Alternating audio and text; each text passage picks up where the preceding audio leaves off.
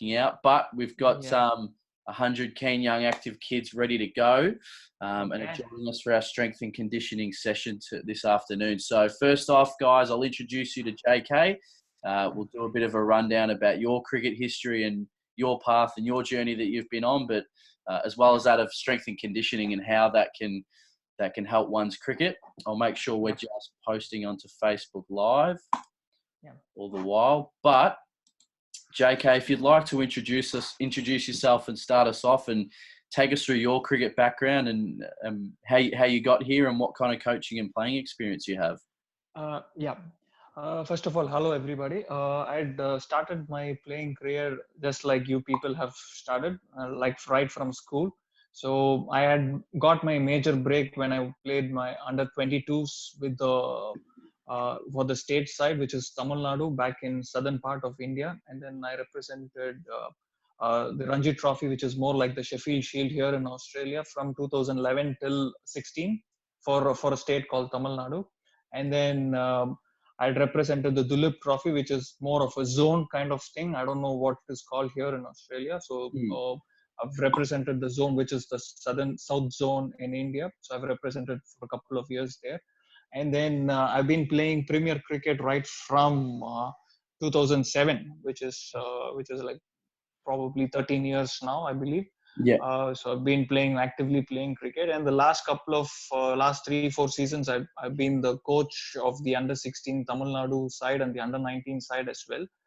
And then I've also doubled up the role of a bowling coach as well as the strength and conditioning coach for the Tamil Nadu under 19 team. Fantastic. So, you've got a lot of accolades there, and you were a very skilled fast bowler back in your day in particular. Yeah. I'm a fast bowler right from the moment I touched the cricket ball. I've always been a fast bowler. I guess today you'll be able to talk us through your experiences and why S&C is so valuable and how you're using that in your coaching methods now. Yeah, definitely. Because for me, if you want to be successful as a fast bowler, first you need to be a good athlete, and for you to be a good athlete, you need to be physically fit. So it is a prerequisite, like for any sport. You need to be at your best. So for you to be physically fit, I think you need to have a periodized plan. So that's when you get the ball rolling and stuff like that. Yep. I'm just sharing a few clips of some of your highlights, JK, and your actual performance playing professional cricket and playing at the elite level. Who were some of the players that you came across, whether they were teammates or opponents, and who were the best that really stood out to you in that matter? I've actually bowled to Shikhar Dhawan, Virat Kohli, Gautam Gambhir, Saurav Ganguly, Sachin, Dravid, everybody. So, but the ones which stand out are probably Shikhar Dhawan and Virat Kohli, because I've seen them perform really well. Obviously, I've bowled to Sachin and Ganguly on nets. I've not played against them or with them, so I was not in a position to comment about their skill set. But I've played against Virat Kohli and Shikhar Dhawan, and I've got Shikhar once out as well. So I feel that playing against them has always given me the boost to do really well, and that has made me give out the best in me. Absolutely, and it's clear to see here in the footage that you've got a really clean, smooth run up. Everything seems to be working together. Physically, obviously, as a fast bowler, there's so much you've got to do to keep yourself on the park, but to keep going time after time.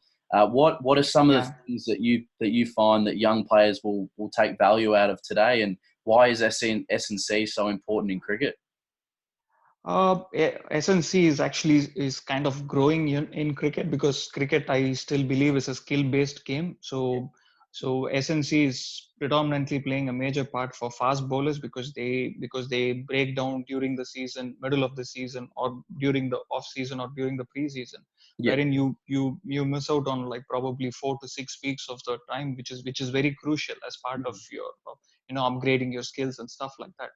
So I believe it's very important, and the program which I've designed here is basically all it requires is a TheraBand or a TheraTube.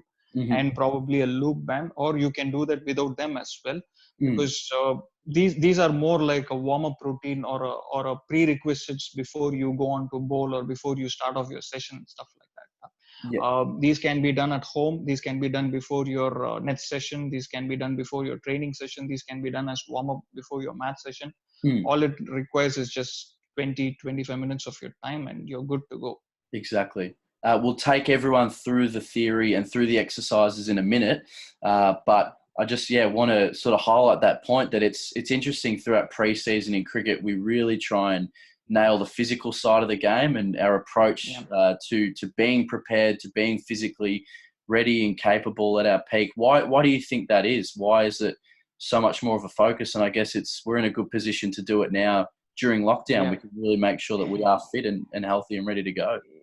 Yeah, because cricket is one sport which is kind of unique when you compare it with other sports, because you play a test match for 4 or 5 days. A first class game is typically played over 4 days. But you see that never have we seen any sport which lasts more than 45 minutes or 90 minutes. Yeah. So for you to and the cricketing season is pretty huge, like 4 to 6 months. So for you to last the entire 4-6 months, and especially if you're a fast bowler, it is going to be very tiring, wherein you'll have to bowl 20-22 overs in a day and then come back again. If you had a really bad day wherein you had taken only 2 or 3 wickets, then you'll have to come back again and do the same thing over for the next couple of days maybe. Because I once bowled on all 4 days of a first class game.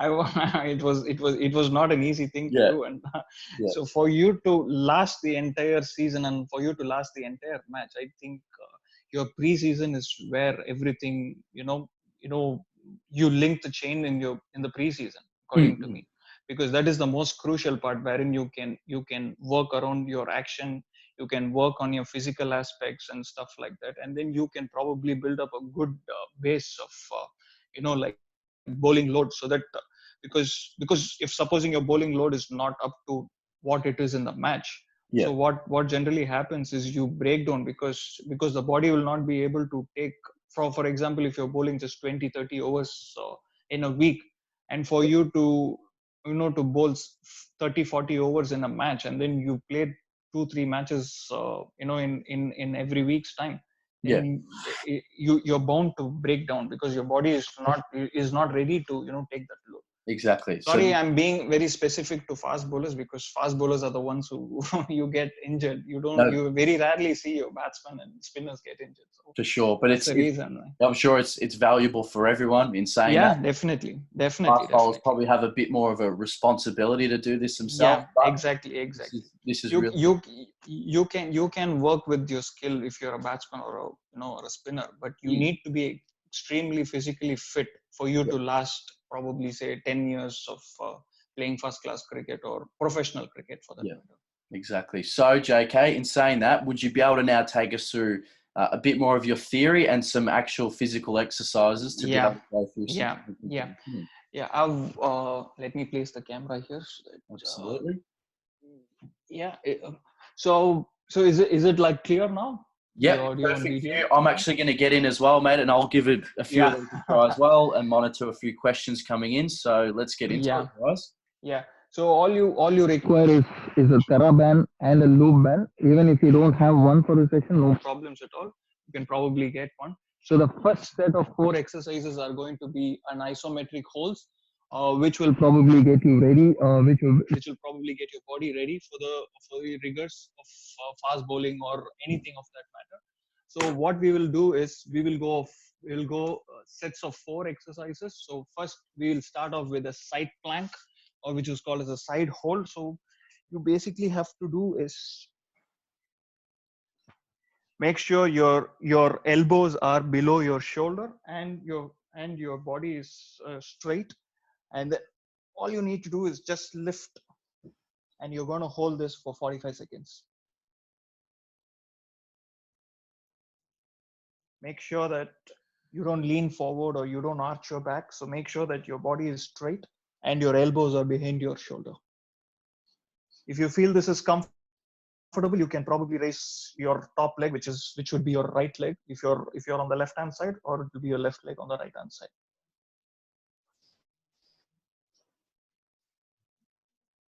15 more seconds.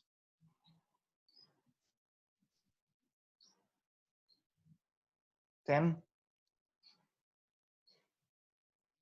5 more seconds. Yep. And we'll jump into an Ironman, which is again an isometric hold. All you need to do is the same thing. You'll have to make sure that your elbows are behind your shoulder, and then you don't overarch or you don't underarch your back. So we start in 3, 2, 1. Yep. We'll be doing this for 1 minute. Make sure that your knees are fully locked out, fully extended. Don't bend your knees, and make sure you maintain a flat back. The posture is perfect.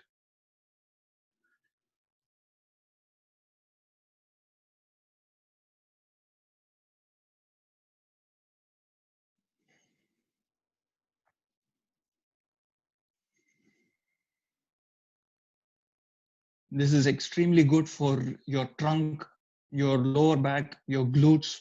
Everything will be firing. Yep. And then we move on to the other side for the side plank. So we finished one side, and now we'll do the other side. The same procedure.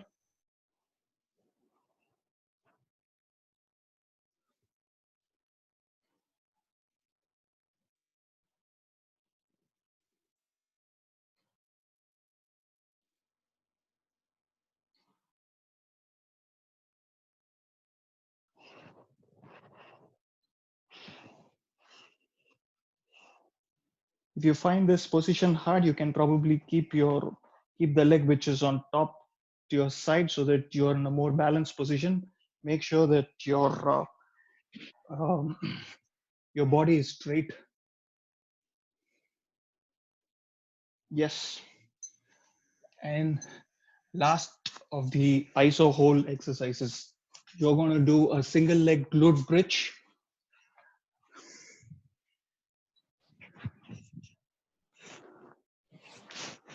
So make sure that your knees are behind below your or rather above your feet, and then you can raise your back, and then raise one leg. Seb, I think you need to raise one leg. Yep. That's the way. Sorry. We'll be holding this for 30 seconds.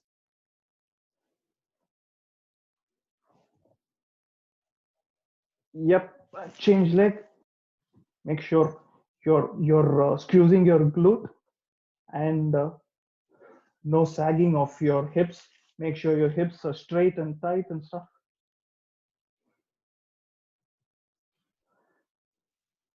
Make sure that your glutes are firing, and you shouldn't feel anything on your hamstrings, which means that it's time for you to rest. Probably you can do this with both legs.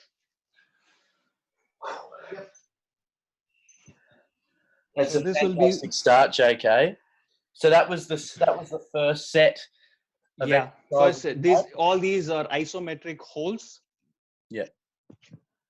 The reason why we start off with isometric holds is basically for your body to get really warmed up and charged up, so that the next couple of circuits are basically dynamic workouts. So wherein you'll be required to do a lot of movements. Yeah. So before you could go progress into that, it's better you start off with an isometric hold.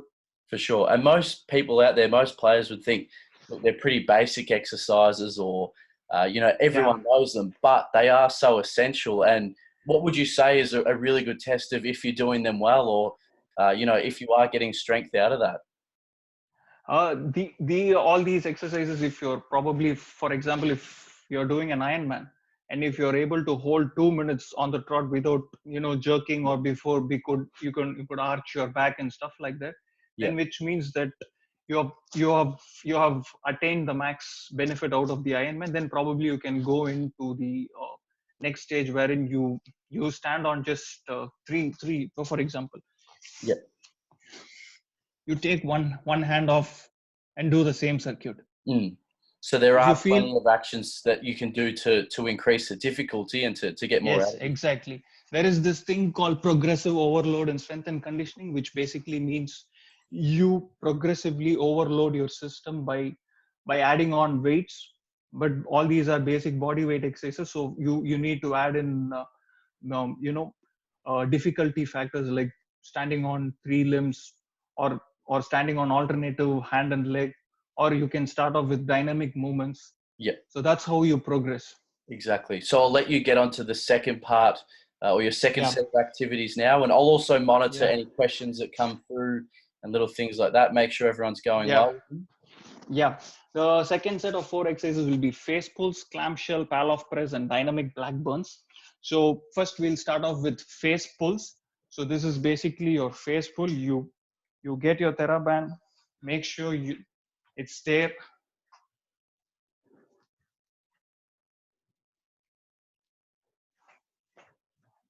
Make sure your elbows are below your wrist, and all you need to do is pull the band towards your face and hold it and squeeze it. Squeeze your shoulder blades at the end and then release it.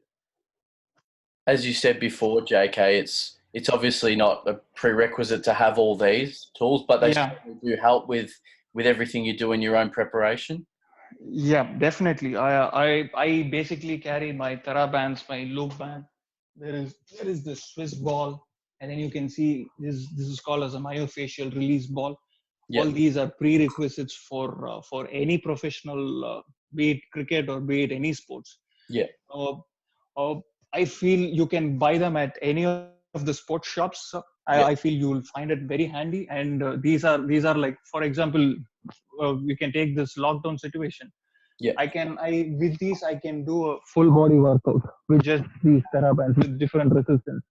Yeah. So these will come in pretty handy, and especially if you're on tour, probably school games, you don't get access to gym. So all you require is just a Swiss ball and myofascial release and loop bands and stuff like Yeah. Yeah. No worries. that. So yeah, this will be your first set. So you'll probably do 3 sets of 12 reps each, and then comes your clamshell for it. Make sure that the loop band is just above the kneecap, and then lie down on the side.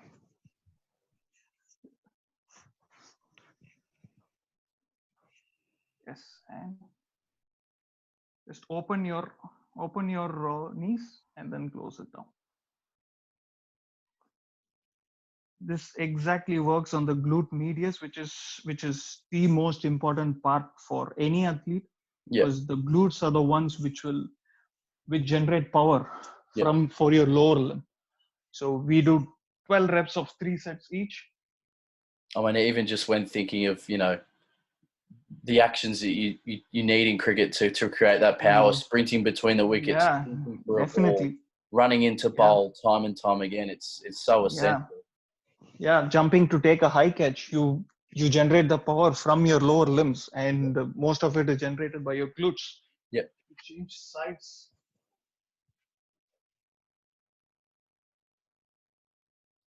And JK, we've got a couple of guys asking at home, even if they don't have the TheraBands, is it still Yeah, worthwhile to do these activities and motions without them? Will you still yeah, be getting any exactly, stretch out of that? exactly. Probably what they can do is probably hold at the end and probably do an external rotation, Yeah. come back, hold at the end. Where at the end, when I say you'll have to squeeze your shoulder blades and then Yeah. do a small external rotation, and then you can come. Yeah. If they have a 500 ml water bottle, even that would work. Yeah. Yeah. So that is something you can do. Yeah. Even that works your trapezius rhomboids. Yeah. And this is the clamshell, and next is the pal-off plus. This is basically to work your rectus abdominis. Yep. All you need to do is find the position wherein the band is tight. Make sure you move them forward. Pause when your arms are fully extended. Pause there for a second and then come back. 1, 2, 3. If you find this easy, the other way to advance this exercise is by doing them on a single leg, wherein you'll be doing the same thing, but your balance will be with just one leg. So which will activate your balance, your proprioceptors and stuff. And the last exercise in this circuit will be your dynamic black burns, which is basically for your shoulders and your shoulder retractors. So what you need to do is lie down, keep your forehead on the ground and make sure your shoulders are just above the ground. Bring them back to your butt, to your glutes. This exercise has to be done extremely slow. Only then you will feel the full effect of this exercise.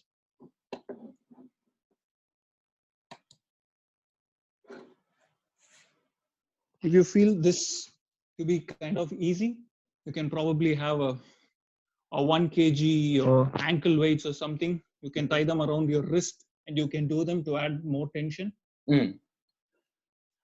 So all these exercises, all dynamic exercises, all iso holds will be either 45 seconds or 1 minute, depending upon the difficulty level. Yeah. And then all dynamic exercises will be 12 reps of 3 sets.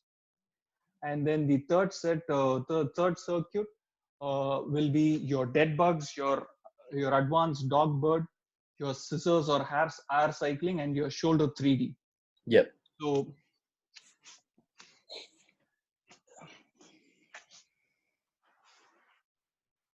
this will basically be your dead bug. You be in this position. Make sure your core is tucked in and you maintain your flat back, and then raise one leg off the ground and raise the other leg.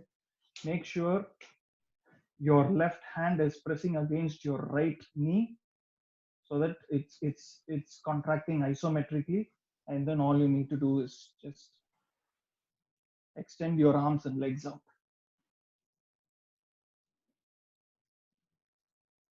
Make sure that the tension is still there on your trunk muscles and your lower back. It really does. Overarching.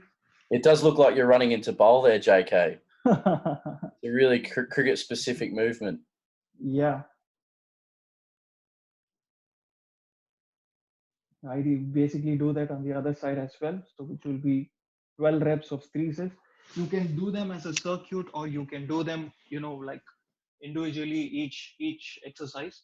Mm-hmm. And next is the advanced dog bird, which is a similar movement, but in a prone position. This is called as the tabletop position, or a table position, wherein your wrist and your elbow should be behind or below your shoulders, and your knees should be below your hips. Make sure, and then the same thing.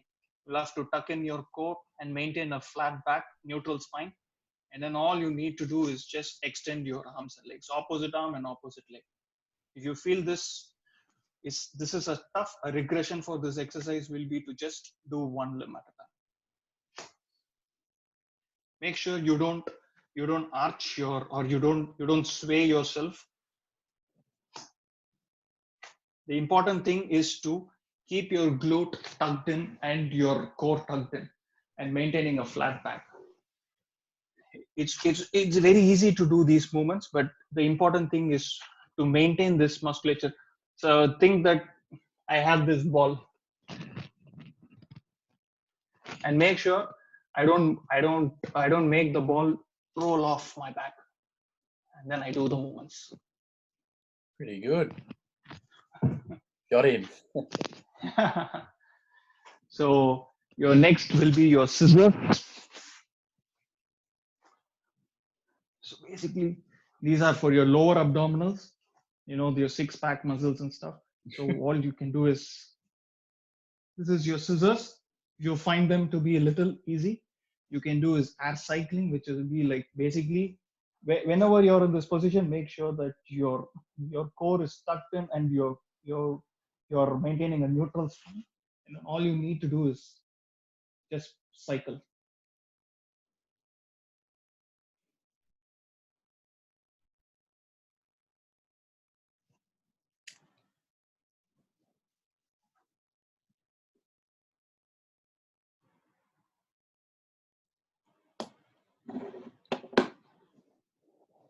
Then the last exercise will be your shoulder 3D. You require a band for this. Make sure you're standing on the band. And all you need to do is just straighten up, go to the side, come down. Go straight, move to the side, come down. Straight, move to the side, come down. Which activates the shoulder muscle is basically constitutes 4 different muscle groups. So it activates all the different muscle groups for your shoulder. This is extremely good for your throwing action, for fast bowling, your bowling, spin bowling, anything. So basically you do 12 reps, 3 sets. You can do them as a circuit if you want it to be a good, nice, intense warm-up session, or you can do them individually. So it's up to you basically. That's fantastic. But as you said, JK, it's about your progression and how you go along the way, and building up to, keep improving yourself. Just because, you don't want to do the same workout each time. Each week you want to throw things in that make things harder, really progress yourself as you go along. Yeah. That's the motto in strength and conditioning. You need to progressively overload. Yeah. That's when a person bowling at 120, 130 develops into becoming a 140, 150 bowler like Mitchell Stark or Pat Cummins. Exactly. But it's so valuable to see all these activities, and everyone knows the necessity of strength and conditioning. We've been having a few questions come through from members asking how they can put that into their own practice this pre-season or during this lockdown, because times are different at the moment. What would your recommendations be for that? Because we often see as we said at the start, a physically intensive pre-season. What are your tips around making an ideal schedule for yourself? Basically, what I do is I start off 3-4 months before the season. If supposing the season is in October, I probably start off around June, July. The first month will be basically doing a lot of cardio, activating my oxidative energy system, wherein I'll go for long runs, 2K runs, 5K runs, and then doing a lot of strength endurance type of workouts, which will be around 8 to 12 reps range or more than 15 rep range. And then once I do this for like 4 to 6 weeks, and then slowly I progress into the strength phase or hypertrophy phase.